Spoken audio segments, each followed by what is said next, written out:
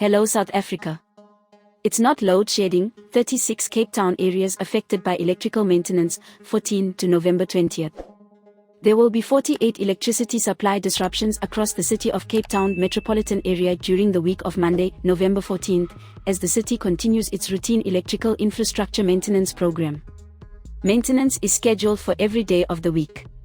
The city does not carry out electrical maintenance while stage 3 load shedding or higher is in place.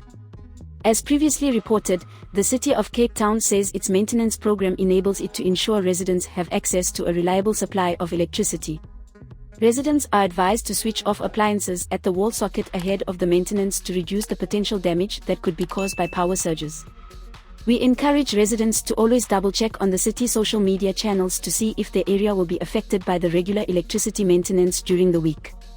Where customers are affected by supply interruptions due to normal maintenance, they should receive a door-to-door notice ahead of the planned work, said the City of Cape Town.